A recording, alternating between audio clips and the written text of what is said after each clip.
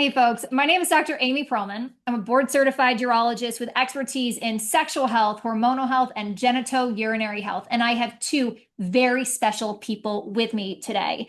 I have my twin sister, my womb mate right here in the flesh, Dr. Michelle Pearlman. Dr. Michelle, can you please give yourself a brief introduction? Yes, so I am a gastroenterologist, but primarily my practice today is focusing on nutrition, weight management, sports nutrition, and actually more recently, hormones for women going through perimenopause. Awesome. And then we have Dr. Joel Heidelbaugh with us today. And we actually met Joel at a recent, American Society of Men's Health meeting at the American Urological Association meeting in Las Vegas. And we listened to him give a talk, and then we gave a talk, and now all three of us are here. And it's June and it's Men's Health Month. And so we are definitely going to get into that today. But Joel, you are a clinical professor at University of Michigan, and you really skirt this fine line between what gastroenterology, urology, men's health. Can you please tell folks today what are the types of patients that you see on a regular basis? What do you do, Joel? Sure. Well, it's a privilege to be here and to be here with both of you today. The honor's all mine. So I've been at the University of Michigan on the faculty in the Department of Family Medicine since 1999. So that's finishing 26 years. Board certified family physician, and for the longest time, really practiced full scope family medicine. I stopped doing obstetrics in 2010. And let's go back to earlier in my career. I'm benefiting from great mentorship. That's what I always tell everybody. When they ask how I do what I do or how I became what I became, it's through great mentorship. So early on, I had some interest in GI disorders, namely gastroesophageal reflux disease, had great mentorship, did some guidelines, got into some research projects, asked some tricky hypothetical questions in gastroenterology, like why do we put everybody on the hospital and on PPIs and then send them home and don't follow them? And then things just grew out of that. I got interested in men's health. I went to work one day and said, I take care of a lot of men, and men really look at their healthcare very differently from the way women do. They don't come in as often. They don't look into prevention as much. They have more risky lifestyle behaviors. And in kind of what I call a manic episode over a weekend, I started sketching out the ideas for a men's health textbook that was based on evidence-based medicine because at the time that didn't exist. So I did that in 2006, 2007, and then joined the Department of Urology at Michigan in 2008 and started seeing non-surgical urologic and men's health consultations. And that brings me up to today where I'm still actively engaged in clinical practice that encompasses a lot of full scope family medicine, but I see a lot of patients with GI disorders. I see a lot of men with a lot of complex health disorders, but also focusing on sexual health, hormonal imbalances, nutritional issues, and really just risk and prevention. And so that also led me into working on development of the men's health checklist, which you both heard me talk about that at the American Society for Men's Health meeting, and then multiple publications on evidence-based guidelines for the well male exam. I love that. I was talking to a referring provider earlier today, and she asked me, what types of patients do you see? And so I named some of the common conditions, like any type of sexual health, hormone deficiencies, but I also said, I see men for their well man's visit. And I explained what that meant. So can you explain to the viewers, what does that mean in your clinic? It probably means a lot of different things, and it probably means something initially different to us as healthcare providers than it may for the man coming in for quote unquote the physical. And so in primary care, we see a lot of men who come in for their yearly physical, but I think many men may not know ultimately what that's going to encompass based on age and medical comorbidities. I think it's a great opportunity to really engage men. As we know, not a lot of men go to the doctor for preventative health care. It might be that insurance pushes them in. It might be the urging of a significant other that pushes them in. But then once they realize that it's a space where they can talk about prevention and other concerns, other things always come up. And so certainly in primary care, now I'm the guy that addresses their back pain or the mole on their back or what have you. But sexual dysfunction issues come up frequently. Cardiometabolic issues come up. Prevention of cardiometabolic issues come up. And it's really that space where we can address everything from cancer screening to immunizations to minimizing risk of heart attack and stroke and everything else in between. Yeah, so kind of what you're describing is it's a very general sort of exam. It's not specifically to their male reproductive body parts, but it encompasses those things like hormone issues and sexual health Mhm. issues.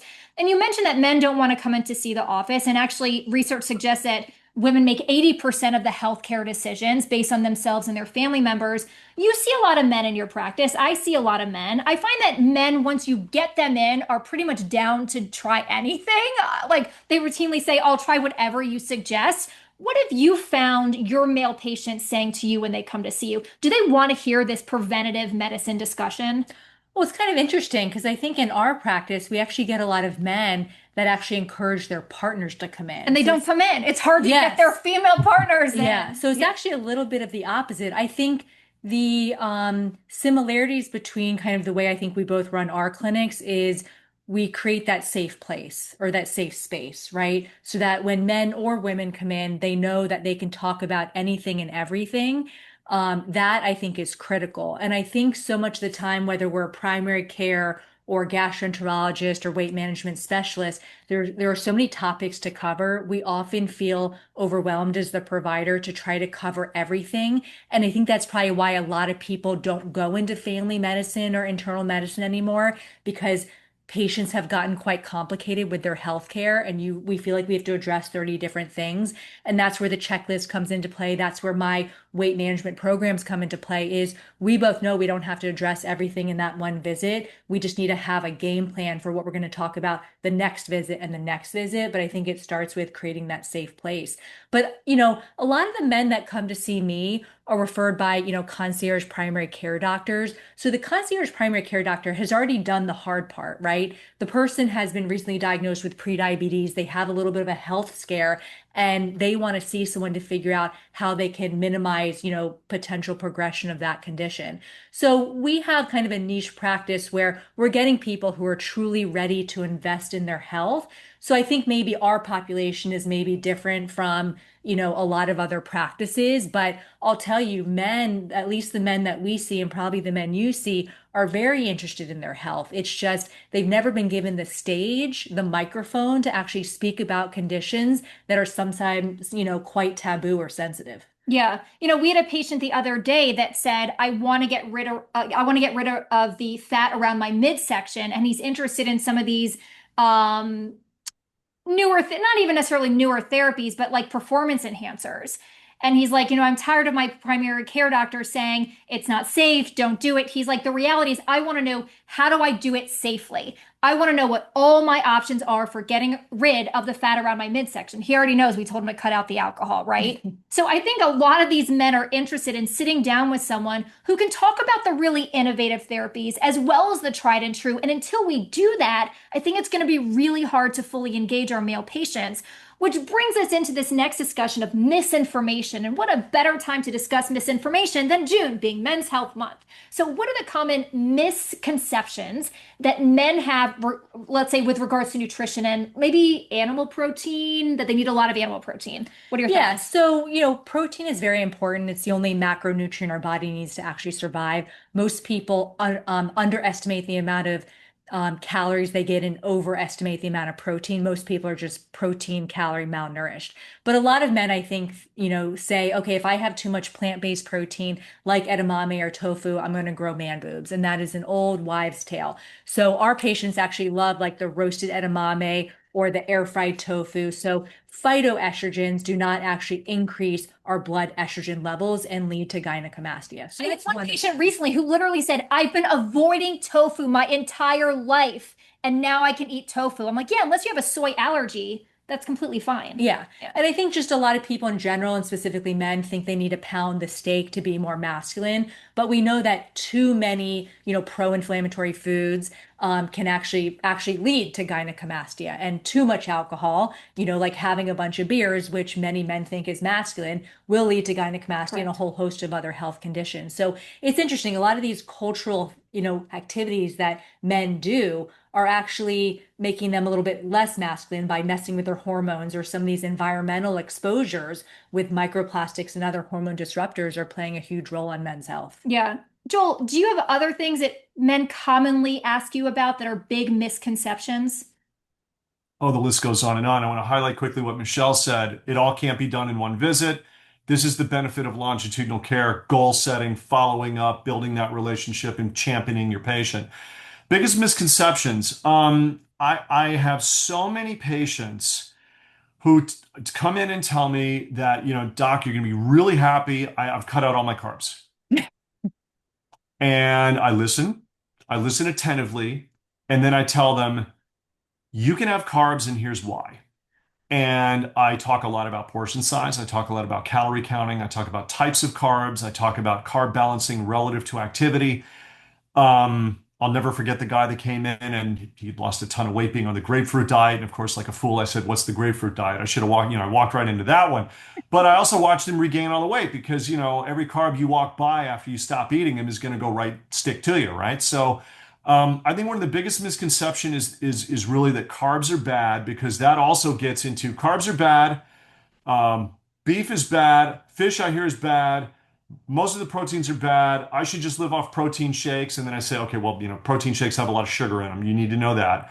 And then it gets into, what can I eat or what should I eat, coupled with, and I'm blessed where I practice. I have a wide spectrum of patients I take care of, spanning the socioeconomic strata, but I hear all the time, I can't afford to eat well.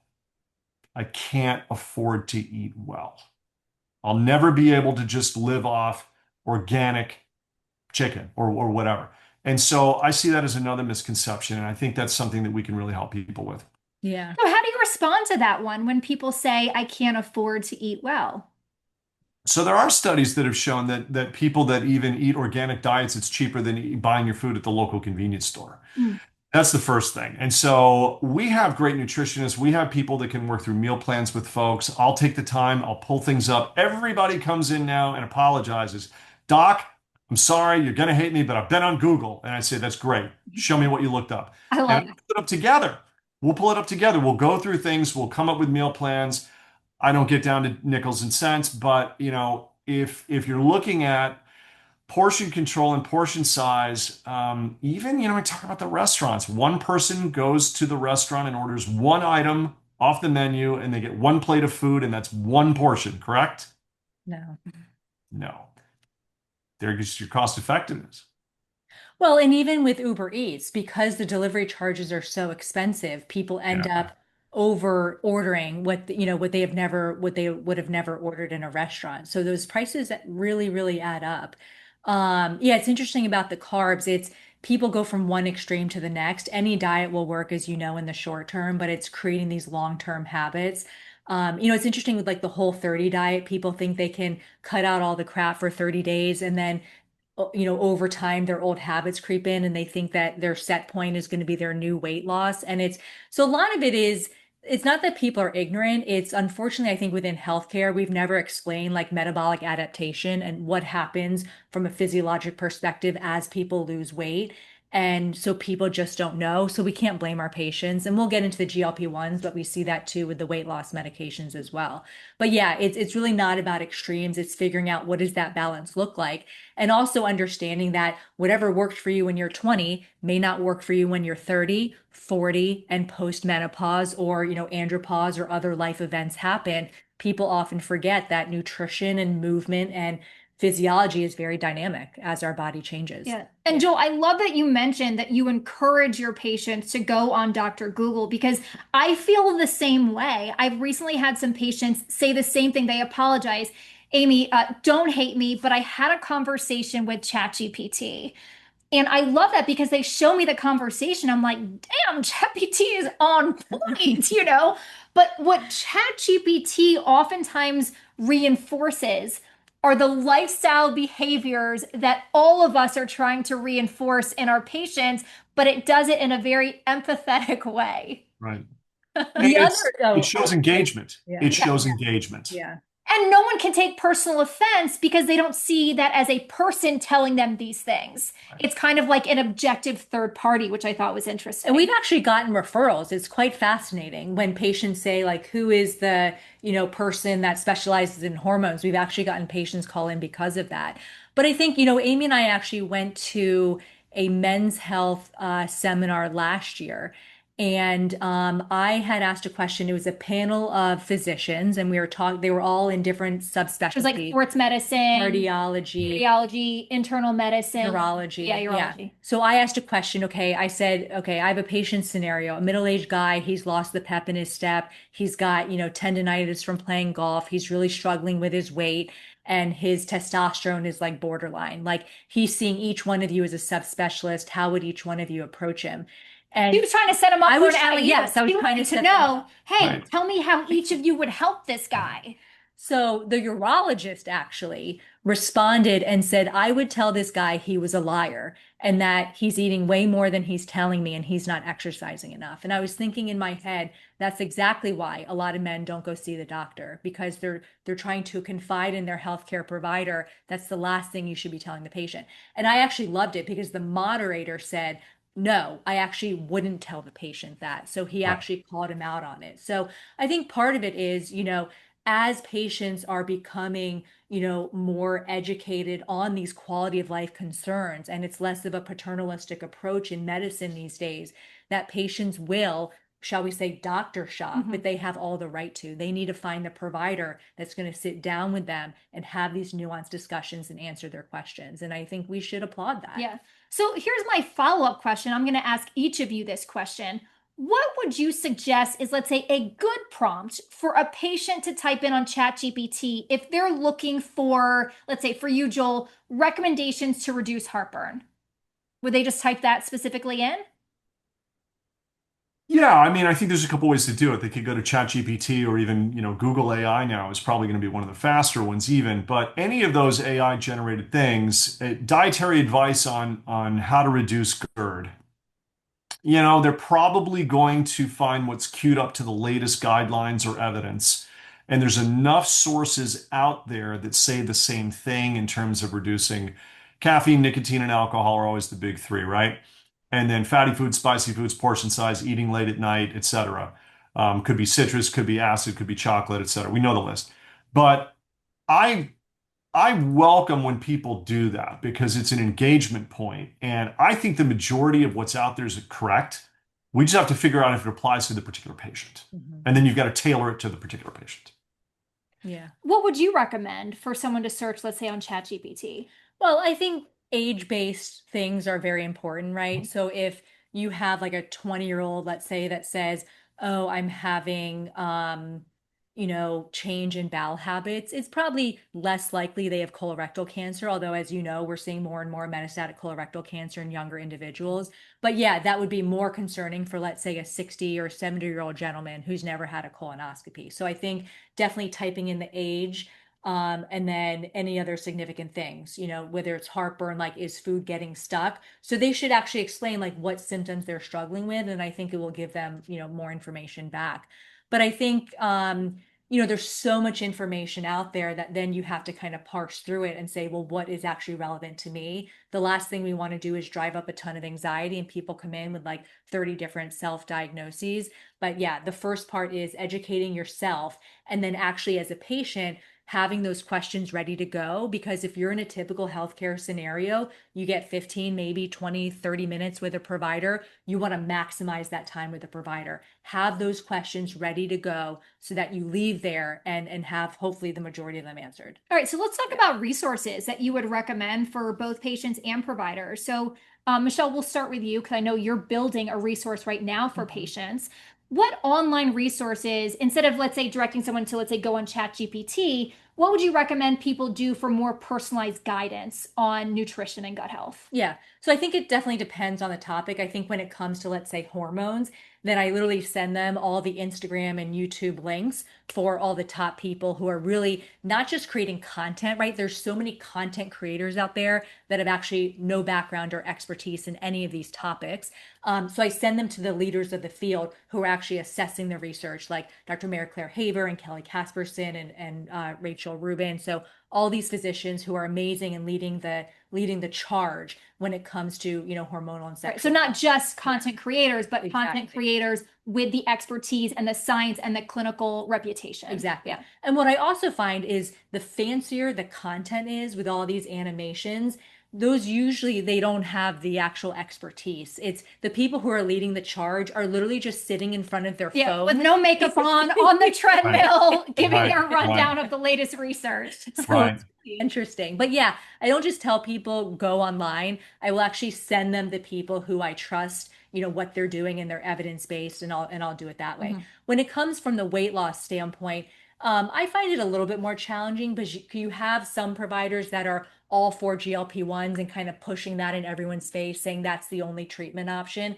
and that's not for everyone. So I find it actually a little bit harder to find those go-to people when it comes to, gut health, where people aren't necessarily pushing products or on the weight loss side. But Yeah. hormones is pretty easy. And then what about for ByteMD with Yeah. personalized nutrition? Yeah, so I'm actually creating a whole kind of online platform called ByteMD, where it's a curated list of really healthy snacks. So you won't see this crap, smart popcorn on here, but it's like the edamame and nuts and tofu and all that good stuff. And then there's tons of blog articles that are evidence-based. So the whole goal is, when people, come to the office, they have that safe place to ask questions. And then when they leave, they're going to have more questions. We need to then give them resources so they can read up on more stuff. And then when they see me back, then they can ask more questions. So what is your like? Hold on, Oh, so yeah. some follow-up questions Yeah. here. So why did you create this website? What need is it fulfilling?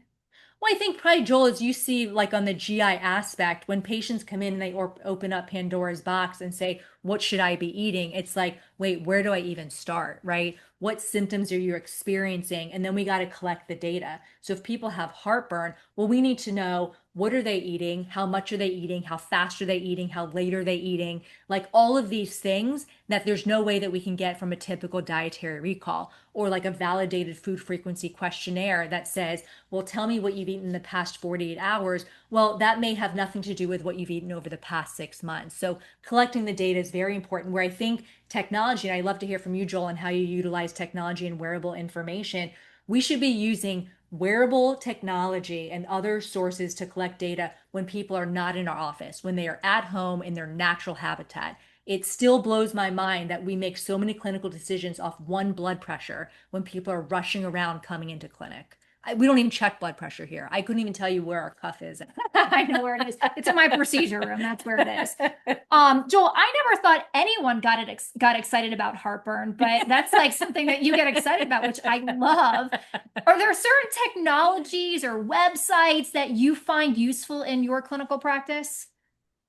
Yeah, so I use a lot of, and Michelle touched on this, but I use a lot of the references that are evidence-based, and I find the American College of Gastroenterology, the American Gastroenterological Association have not only created guidelines, but they've got great patient education information. And so I'll direct a lot of patients to those sites because not only are there great references and resources for physicians, but there are for the patients as well, and they were written that way. Keep in mind, all of these guidelines were developed with a patient advocate, and they were developed with patient input. And I think that really helps propagate ultimately what comes out in the patient education information. So I'll use a lot of those. There's a variety of different people I know within my own institution. One thing that you mentioned, Michelle, that really, or two things that really struck with me. One, as a family physician, yes, I'm very in tune with, attempting or trying to cover 6 or 8 or more issues in a 20-minute visit, or I don't keep a stopwatch, but you know the point. I can do it, I just can't do it well. So whenever it ends up being an issue, like we're going down the road of gut health, we're going down the road of sexual health, certainly as soon as a guy says, okay, well, I want to talk to you about, and it becomes ED, that's a whole visit. It's a whole visit. It's not a script, it's a whole visit because you got to get into cardiometabolic risk. So when it ends up being something relative to nutrition, I think our default is, or patients often ask, can I have a referral to a nutritionist? Mhm. We have great nutritionists, we have great dietitians, but I know it's going to be a 3 or 4 month wait. And I know it's not going to be a longitudinal relationship. So I'll be the first to admit I'm not a dietitian, but I see them more than they're going to see the nutritionist unless they join some codified and planned out longitudinal plan. That ends up being the sustainability part that you talked about before. So, in terms of resources, I think there's a great amount of resources. Even our Academy, American Academy of Family Physicians, has phenomenal web-based resources for patients to be able to address a lot of these issues that we're talking about. Mhm. Now, we know that lifestyle modification is first line therapy for every single chronic condition. Absolutely. And we know that we need to have these discussions with patients, but we never actually get taught how do we inspire and empower our patients to make changes in their behavior. What are some of your suggestions? What's your secret sauce, Joel? All right, so number one is the patient's got to feel comfortable talking to you, which means they come in, they're going to talk about this. Very few are sheepishly going to walk in and say, hey, look, I had 2 bags of Cheetos and 5 pitchers of beer for lunch. I need help, right? They're not going to say that, okay? So it takes time to take an adequate nutrition history. Again, I will, if I can't make it the whole visit on that given day, I will bring them back and say, this needs a whole visit. We got to spend time on this. And they appreciate that. They appreciate that. I like a lot of cell phone and other device-based apps. We talked about technology. We talked about wearable technology. It's about data. So, Amy, if you said, Joel, how many calories did you eat yesterday? I don't know. I You didn't, have 5 beers and 2 bags of I Cheetos. didn't, You can I have didn't, I didn't count. I mean, I didn't count. Is it enough? Is it the right number? Is it not? How much protein? Yeah. I didn't look at any of that. When you do look at that, you're going to keep yourself more accountable. And I love when patients come in. I have patients that call it their report card. They'll come in and they'll show me on their cell phone or their device, whatever. You're going to be so proud of me. Cut out 500, calories and carbs a day or a week or whatever. And by doing that, then that fosters that discussion. And then you can say, all right, well, where's your protein? What kind of protein do you get? What are your favorite protein sources? I hate fish. Okay, you don't need to eat fish. There's other protein sources or what have you. So I like that as a starting point, and I'll put that in the chart. It becomes part of the patient portal. Patients will now send me portal messages and say, hey, I had a bad week. I cheated. It was my wife's birthday. I had 2 pieces of cake. Fine. That's once. Mhm. Now, what are we going to do going forward, kind of a thing? It's June, lots of fresh produce. Great. So I use those sorts of things as motivation. And then I also find, and I'm getting bombarded with this now. I don't know if you both are. I'm getting bombarded with people coming in saying, check my vitamin levels. I want my vitamins levels. Check my vitamin levels. Check them all. And I want all my hormones checked. And I want you to check everything. I'm here for a physical. I want everything checked. And I usually make some joke like you don't have that much blood or whatever kind of thing. But here's what we can check and here's Yeah. what can be checked relevant to you. I have a lot of people that come in and you do too with the Yeah. shopping bag and they'll put the supplements out and they're taking 4 multivitamins and I'll say you've got the most expensive urine in town. Yeah. Well, we actually get men that come in with like progesterone levels, and other weird things like checking amylase and lipase randomly without any Yeah. symptoms. So Um, I think a lot of times, and my mom was guilty of this too, where sometimes we feel like if the provider does more and checks more things and does more tests, that they care more about me. Sometimes the more you check, you just you're not thinking thoughtfully enough to figure out what is actually relevant to that particular person. It's a hell of a lot easier to order a huge panel that will cover everything, but is not necessarily evidence-based or actually, legitimate, like a lot of these food sensitivity tests that are based on actually flawed science. So I think it's but our role, right, to parse through what are the tests out there because there's a million. What is relevant to the person? What is actually Mm. going to make sense or change management, which is right. where I think that, yeah, obviously the thinking comes in. Right. And change management for me, it always comes back to what's the diagnosis, right? So I'm sure we all get asked by a lot of guys, I want my testosterone level checked. Mhm. It would be so easy to just check the box and send them to the lab. I don't check it on 100% of people. I got to ask questions. I got to look at history. I got to look at a lot of different things. I've actually gotten recently two questions. One is, can you check my cortisol? I don't know if you get that Yeah, question. That's sure. trending.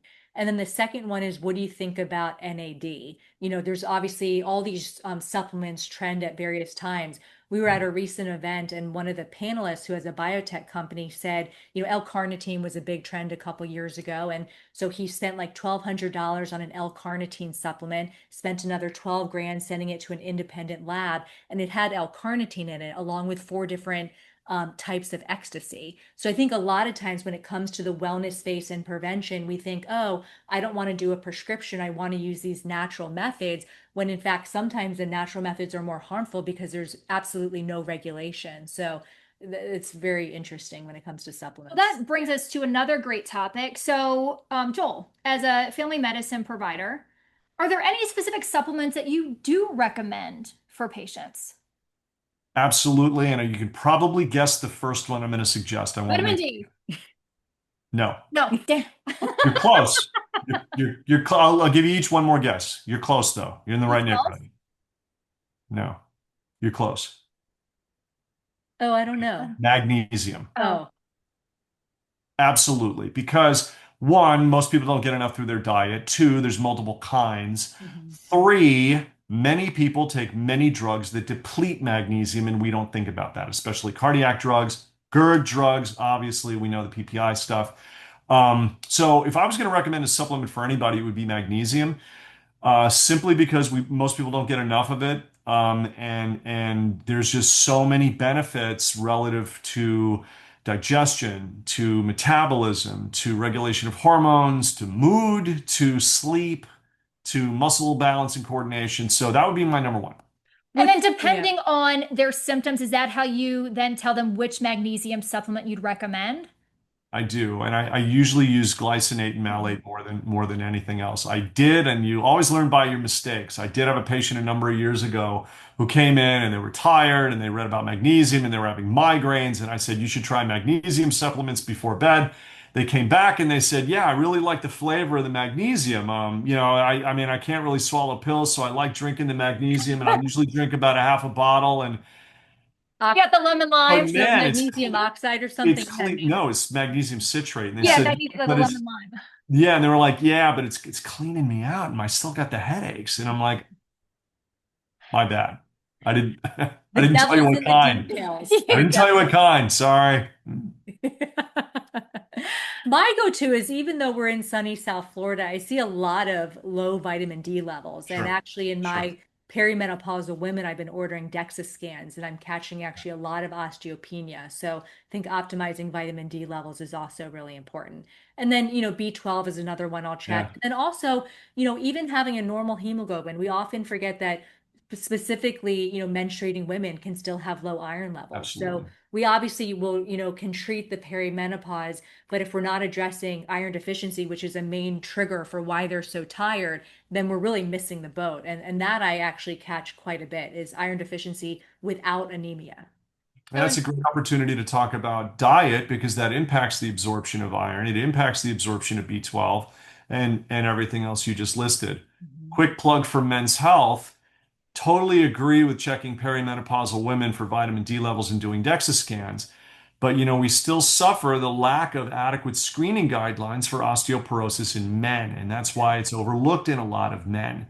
And because there's no great evidence-based guideline, we just don't do it. We're going to do it in women because we know that, and there's a great guideline for that. But we miss a lot in men. It's so interesting. We forget women get heart disease. And we forget that men get low bone density. And I have one gentleman who I diagnosed with celiac disease, and he actually was diagnosed with osteopenia, and he also had low testosterone. So he's got multiple reasons to have low bone density, but actually, and no one's rechecked his DEXA in like 3 or 4 years. So we often just forget. It's interesting. I was at an American Heart Association fundraiser recently, and one of the women said, if you want to be taken seriously as a woman and you're concerned that something is going on with your heart, when you go to the ER, you need to present like a man. Even though you may not be experiencing substernal chest pain radiating into your jaw or your arm, you need Right. to tell them some of these symptoms, because otherwise they're going to say, oh, it's heartburn or you're having anxiety. I Right. mean, that's sad.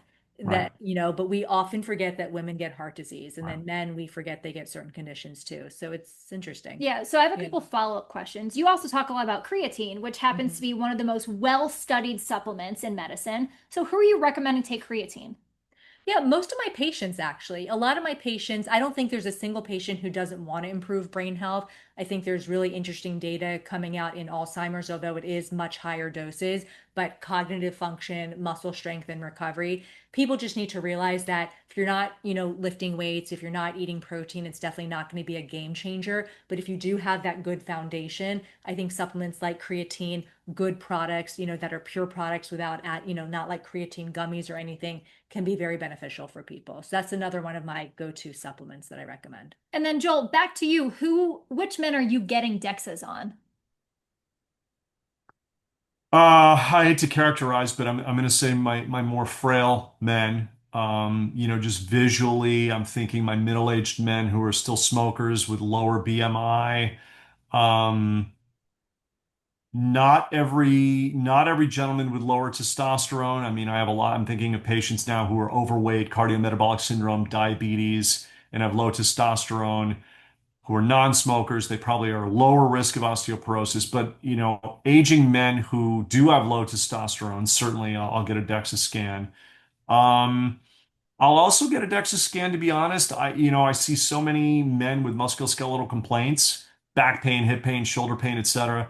And when those radiology reports come back and comment on osteopenia and significant osteopenia, I use that as a red flag also, and that's when I'll also consider DEXA scans. Mm-hmm. So for young men that you see, like what's the average age of your male patient? Or just the full spectrum? Oh, definitely full spectrum, but I would say 50-ish, maybe 40, 50. Which I've got a lot who are older than that too, but yeah, which age demographic do you find is the most challenging? Oh, that's a good one. We have our own answers. which age demographic do I Yeah. find most challenging? Like Oh, For for just men? the patients in yeah, general. yeah. Oh, that's easy. Your 11 to 20-year-old. 18-year-old men. Yes. I would say my most challenging patients are actually my patients in their 20s and 30s. My Yeah, easier patients, like if you're traveling the world and you're 80, my goodness, like you are doing something right. You just need a yeah, little sure, bit of tweak. sure, sure. No, it's the adolescent men, and I love the challenge, but it's often they're there because somebody brought them. Yeah. They're there because they gotta be because they want to play basketball and they need me to fill the form out. They're there because they need shots for school. They wouldn't be there unless they were sick, but somebody brought them in. And so, engaging them and talking about preventative health can be a challenge. But we embrace it. Yeah. Okay. So how about you? Describe why your patient who's in their 20s and 30s is the most challenging. Think part of it is like you can come from a really good family. I think, parents are never taught how to teach their kids like good nutrition habits. So I have a couple patients where, their parents are very health conscious. And so I think they maybe felt a little bit restricted when they were growing up. So as soon as they go to college, they Sure. lose all that structure. And so I actually have two gentlemen that gain like 60 pounds in about a year or two. I mean, they're doing great, but I think, it's a challenge because there's no way that you can shelter people, and then and have them grow up where they're never going to be bombarded with all this crap that comes with college and living on your own. So luckily they've definitely developed a lot of good habits, but I fear for the younger generation. Like when we were growing up, technology, like we had flip phones, but the younger generation these days, it's going to be a challenge. How do you engage them to be active? I think people are drinking less in general. I think the younger generation is drinking less alcohol. I think they probably are more health conscious, but I think you also have this other spectrum where there is less movement, less activity, and people are used to just instant gratification if they put in effort for one day. So it's Right. a little bit interesting. Yeah. Yeah. Now I'm going to give my answer for the most challenging patient population. And I would say young men in their early 20s, but actually for a completely different reason. And the reason is men who see me who, let's say, are 21 years old, I'm never the first person they're seeing. They've already seen like five different specialists and they're still struggling. And the fact that they show up in my office means like this is really important to them and it's very distressing. So I'm trying to figure out from my perspective, what are we missing? What can I provide to this patient to give him optimism that the rest of his life is not going to be this way, even if I am not aware of a cure? And so it's for a little bit of a different reason. Also, like when it comes to sexual function, let's say in this 21-year-old, if I compare that to, let's say, a 70-year-old, the 70-year-old oftentimes is more open to trying a lot of different therapies. If I tell him, hey, use an erection ring or a vacuum pump, like he's oftentimes open to that. A 21-year-old guy is not typically open to that. So they come in and they're typically more complex, but they're also not as open to trying a variety of therapies. That's But interesting. yeah, but I also find that the generation who are in their 20s, I've done some education. We both have done some education on men and fraternities, and they are super interested in all this information. They want to know what are the foods, what are the exercises, right? And I think it puts the onus on us in terms of medical education. How do we answer the everyday questions of the everyday person? And for some of it, it's going to be hey, I used to have more ejaculatory fluid when I had an orgasm. How can I increase my volume? We need to know how to answer that question because honestly, there are some ways to do it. So we got to be able to answer that question because that might be the reason or our response might either encourage or discourage that 21-year-old from ever seeking healthcare in their future. If we can help him, he's going to come back. If we blow him off, he's not going to come back. So it's an opportunity, right? But it can also be a challenge. So let's delve into next the importance of movement because you alluded to the fact that people are moving less. So I'm curious, and we'll start with you. What's your approach to getting people out of their chairs and maybe outside or moving their body? And then Jill, we'll go to you. Well, I think, we say all the time, you can't track what you don't measure. So, like, I use a Seika bioimpedance scale in my clinic, and I can show people in real time what the lack of movement or movement actually did when it comes to their muscle mass. And so, getting that immediate feedback is really helpful, right? Everyone is searching to lose weight on the scale. But if I have a patient that comes in, they lose 5 pounds, but 4 of it was muscle, I know exactly what happened that month. And it's interesting how the story kind of evolves. They'll initially sometimes tell me, oh, yeah, I was active. And then when I see the muscle loss, I go, okay, I know you were active. What sort of activity you were doing? And they may say, oh, well, my trainer was out of town, so I didn't lift weights for like 3 weeks. And so I ended up just doing a ton of cardio.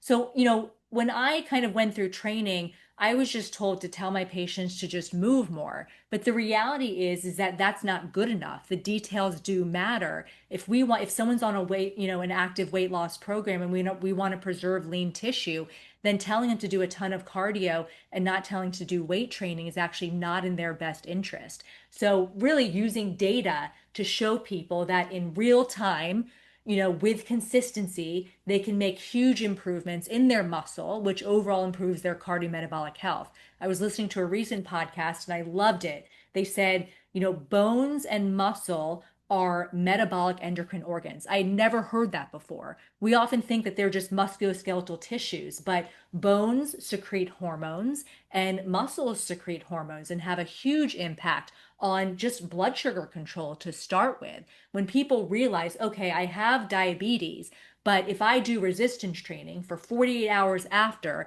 I'm going to get better blood sugar control, and that's going to help me reduce my A1C. That's what sparks their interest. So it's all about what matters to them. If what brought them into my clinic was to reduce their blood sugar, that's how I frame the question, that doing resistance training will help you reduce your blood sugar. So that has really helped, is collecting that data. Yeah, so let's talk about that data. So you're telling me that people can gain 4 pounds of muscle in a single month, and they can also lose 4 pounds of muscle in a single month? Yeah, I think part of the issue is with any technology, and we'll talk about how you kind of collect that data. But with any technology, I went to the American College of Sports Medicine meeting recently in Atlanta.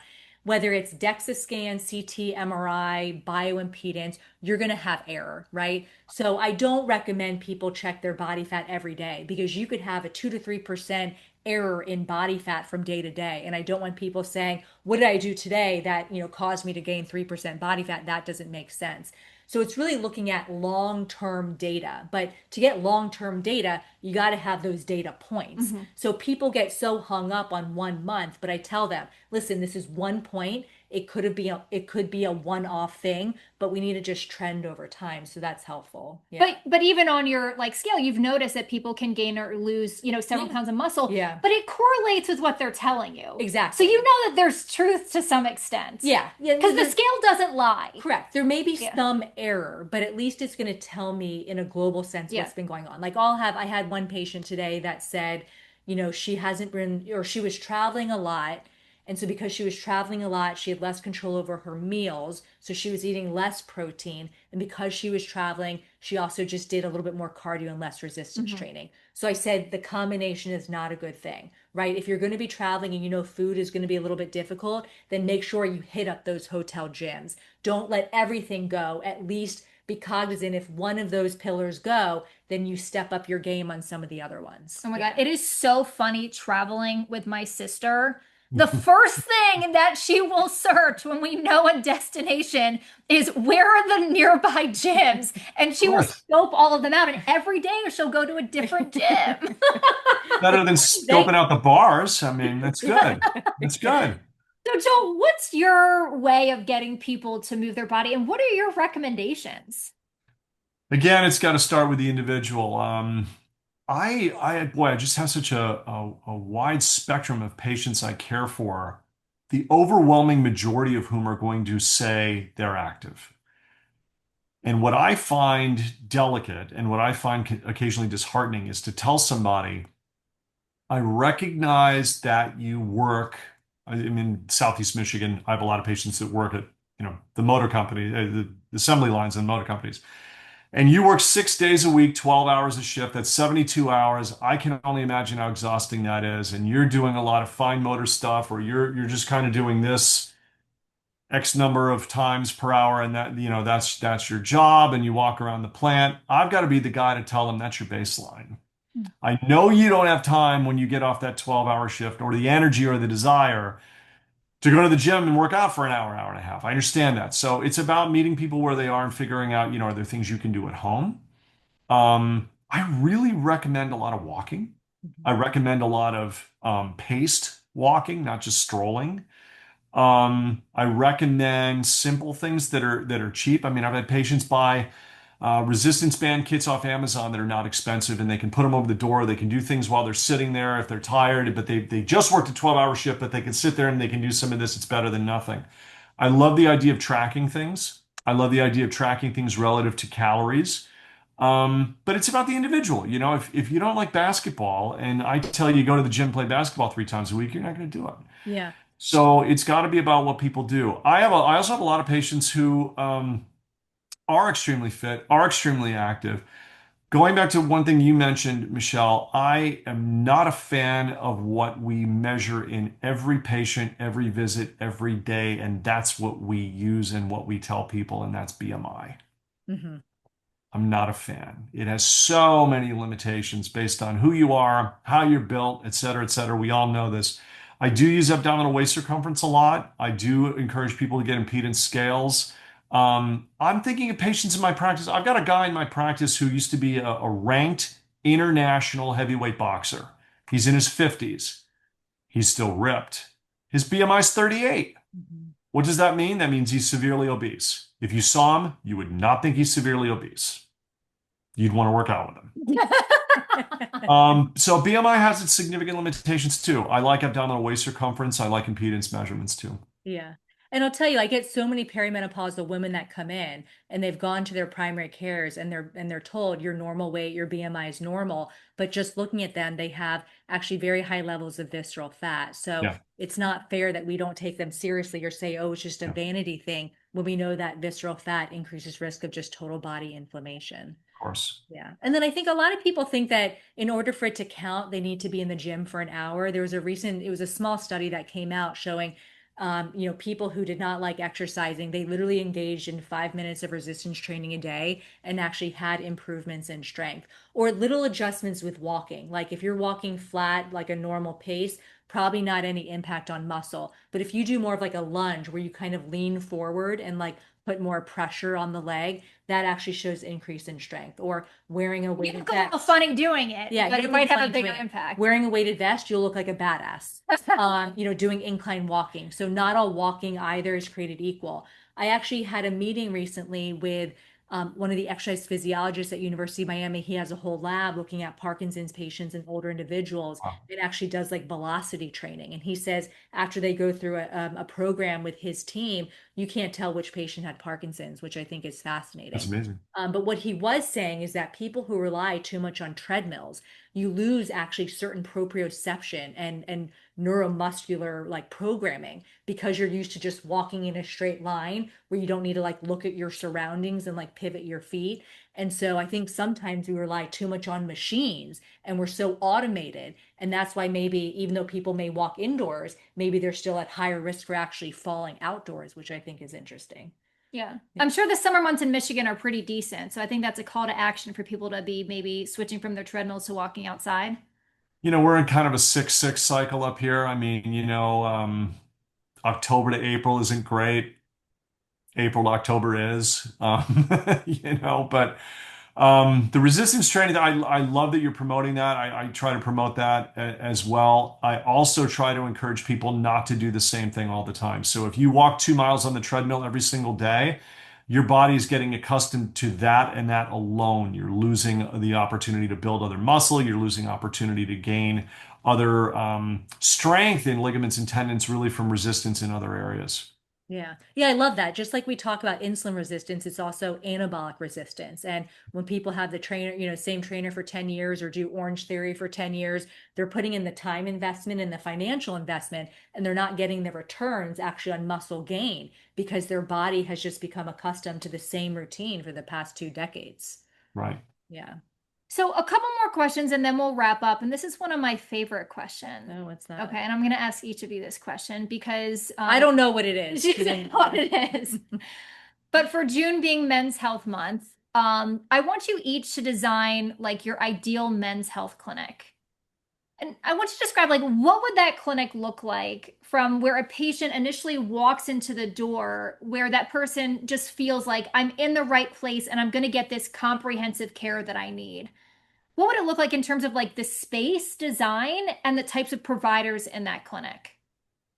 Do you want to start? I'll start. Okay. Maybe some mahogany.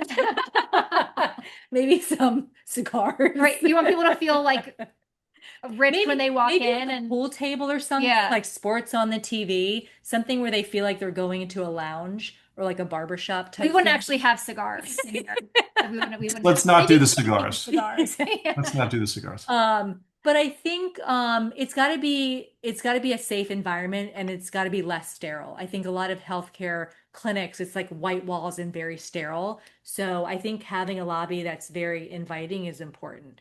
And then I think not rushing people to a scale or rushing people to get their blood pressure taken. Like, why don't we sit a gentleman down and just ask, what are you? I love this when you ask your patients, how would you, when you walk out of here, how would you define a successful visit? Yeah. Or I say, like, know. what would make today a successful visit for you? Where when you're stuck in Miami traffic on your way home, you say, I'm glad I came in for this visit today. What would it take to make that happen? Yeah. Yeah. So I think that's really important. Instead of us having an agenda, it's understanding, what are their hopes, and just get that out of the way in the beginning so that will actually frame the rest of the conversation, I think. And do you think there are other specialists that need to be involved in this clinic?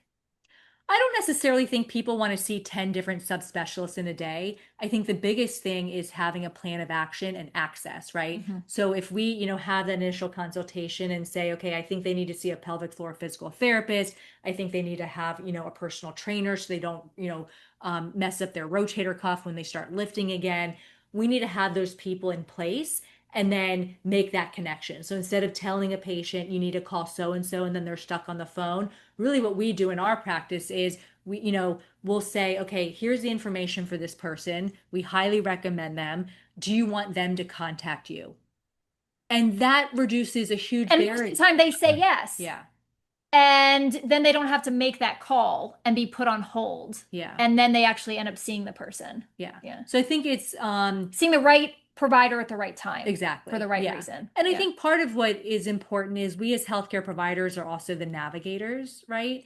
Is we've met with every provider we refer to, so we know whether or not it's going to be a good match. The last thing we want to do is put in a referral. They have, very different personalities. It doesn't work well, and the patient waited 6 months to get in. So it's creating that referral network, creating, that inviting space, and then tailoring the conversation to what's most important to that patient at that particular time. And if there's other things we can address, we either have time to do it that Mhm. visit or schedule a follow-up visit to maybe talk about, less urgent issues. But Yeah. it's, putting the patient first, which I think we know. The challenge is in our typical healthcare system that makes it challenging, right? Because I think a lot of times we have one visit and we don't know when we're ever going to see them again, if ever, Right. or we don't have Right. access on our schedule for another 6 months. It's Right. so much pressure on the healthcare provider side to get everything done within a short period of time. It's a challenge for everyone involved. Yeah. What I've also found helpful is if I want to send my patient to, let's say, a provider, but I'm not sure if that provider can help my patient or offers the services for which I would refer them, I don't make it the patient's responsibility to ask the question. I just message the person. I'm like, hey, I have this patient. Do you offer this service? Can you help him? And then I would make the referral if it seems appropriate. So, Joel, what would that, maybe you're going to describe your men's health clinic. So, what does the ideal clinic look like for you? So I don't really have a men's health clinic. I mean, I sort of have a clinic within a clinic in the Mhm. sense that for my Tuesday mornings, I see non-operative urology, most of which is men's health. I do a lot of men's health when I'm wearing the other hat as a family doc, but we're an academic, university-based, now community-based health system and health center. I guess my ideal men's health clinic. I agree with Michelle on many of the points she made. I think, it's got to be inviting, it's got to be theme-based. It's about people. It's got to be about the right people who get what we're trying to do. Men are going to come in with a lot of issues, but they may discuss one, and then once they see that it's a friendly environment and they can actually talk to you, they're going to talk about more. My ideal men's health clinic, and this is probably not going to be popular, but I would say less is more. I think it's the nature of all of us. I mean, more patients, more patients all the time. The more patients you see, I mean, there's only so many hours in a day, so you're seeing everybody less. So fewer patients, higher attention. Wearing my primary care hat, I think it needs to be based on prevention, but it also needs to be based on, very, very specific chronic disease management. I would envelop a few other elements. I don't think you could create a men's health clinic and put every possible subspecialty there at the disposal and have it work seamlessly to get people seen quickly. I think mental health services, I think social determinants of health, attention. I think um, I think urology and orthopedics and physical therapy, I think that makes a lot of sense as well. But I also think the importance of primary care relative to being able to umbrella a lot of these services is manifest. I talked about at the American Society of Men's Health, we're losing a lot of buy-in, we're losing a lot of real estate in terms of primary care. I mean, we're not populating primary care and especially internal medicine, which is really in trouble numerically, but we're lacking a lot of primary care physicians and advanced practice providers to be able to meet the needs of caring for male patients. I don't know how we fill that void. So long answer. Yeah, and I think, the overlying theme that I hear from you is like it doesn't have to be fancy, but you give people the time, and that's ultimately what they're coming for. And if you get a fancy pool table, that's great, but that's not a necessity. That's not a necessity. No. You can't make everybody happy every day, but you can make many people happy many days. Yeah. I think some theme-based things work. I think to some degree, it's about people. It's about the environment. Mhm. I can guarantee you that there are patients I've seen over my 26-year career who never want to see me again. I will guarantee that. But for those who will say they only want to see me and don't like when I'm on vacation or at a meeting or whatever, they will say, I trust this guy and I want, he listens and he follows up. and there it's the basics. Yeah. And It's I so think simple. too, as technology becomes more advanced, we Yeah, as humans need to be better at being human. You know, absolutely. it's like how happy are you when you call a company and someone actually picks up the phone? People are desperate for the human connection, where obviously technology has a huge role in making us become more efficient. But we Right. need to stop being robots and typing on a computer and not even making eye contact with patients. But that's the challenge. It's when you have sometimes 30 patients to see in a day, how do you not do that? You're Yeah. right. Well, speaking of rapid fire, we're going to Okay. finish up with a round of rapid fire. So I'm going to ask, Always wanted to be on a game show. This is yes, the closest. game This is the show. closest I'm ever going to come. All right. And we'll start each of these. Joel, you'll kick us off first. Favorite protein packed snack? This comes with a disclaimer. So it's almonds, but both of my kids have severe nut allergies, so they're my favorite because I can't eat them in the house. So I enjoy when I eat them outside of the house, but they're my favorite. Mine are my roasted edamame. They have 11 grams of protein, 100 calories, and 4 grams of fiber. And these are absolutely delicious. What's your favorite phrase or metaphor that you use to explain a complex medical problem to a patient in a way that the light bulb goes off? I use a lot of analogies. I always describe everything in terms of analogies. So I kind of think as whatever I'm describing, I'm like the cruise ship director. I've got to figure out my audience and I've got to put it at a level that they can understand. Do you have a favorite one?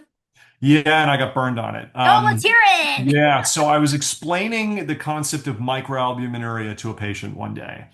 And I was explaining that relative to their diabetes and their hypertension. And I said, so in your lab test, it came back that you're leaking some small proteins in your urine. And immediately the patient said, I don't know, it looks yellow in the bowl to me. And I said, well, all right, so this is something that you can't see. But we measure this, and we measure this relative to your kidney function. Your kidney is a very smart filter. It's an elaborate filter. It decides how much water to keep, how much water to get rid of, how much salt to keep, how much salt to get rid of. They said, I don't need a lot of salt. I said, okay. We all have salt. Bear with me. And I said, but we've all made pasta. So it's kind of like your kidneys are like that colander in the sink, and you're boiling the pasta on the stove. And when you're done, you take the pot and you pour it into the colander. The colander is supposed to let all the water and all the schmutz go out, but it's supposed to keep all the pasta. Proteins are like pasta. They're bigger molecules. They're not supposed to leak through the colander.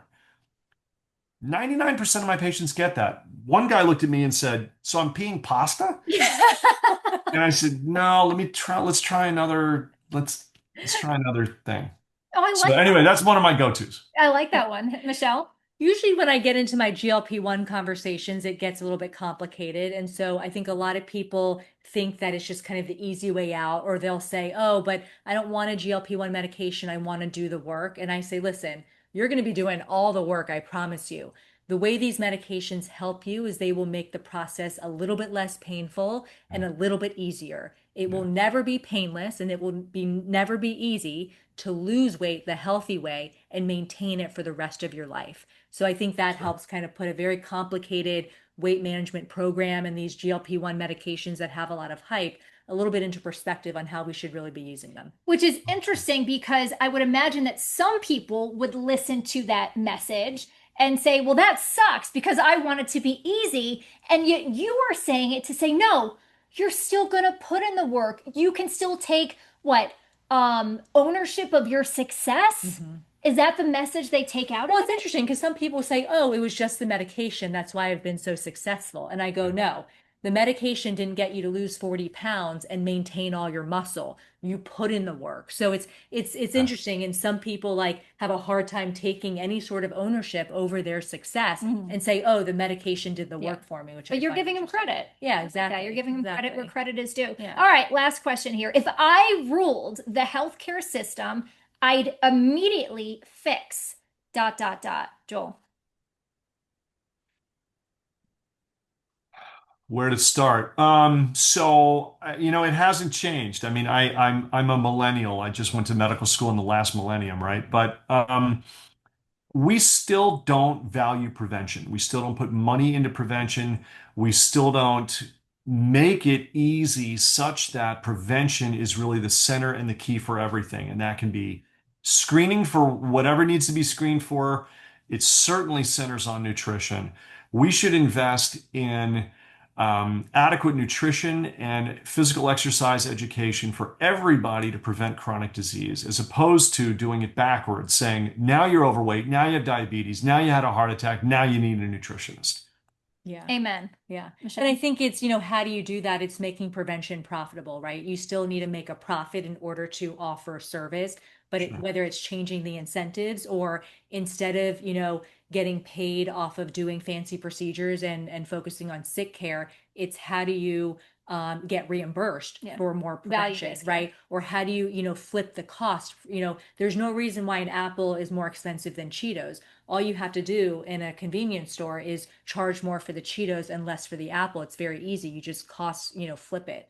So I think there's a lot of ways that we can get creative because at the end of the day, and what I tell patients all the time is you either invest in your health today or you're going to invest in your sickness later. And that's, really important to keep in mind. So would you say the same thing? I'd Yeah. immediately fix ... More Absolutely emphasis on is prevention. focusing on prevention because it's interesting when it comes to cancer, we focus so much money and time and energy and research on cancer detection, treatment, and surveillance. Where is the money on looking at the 13 different types of cancer that are increased with obesity, and why Right, are more insurance companies dropping coverage of GLP-1 medications, even right. though there are more FDA indications coming out? So 100% in agreement with you, Joel, is making prevention sexy and not doing tons of cardiac caths and colonoscopies to make that the diagnosis, but not reduce risk. Oh my goodness. Well, Yeah, go ahead, Joel.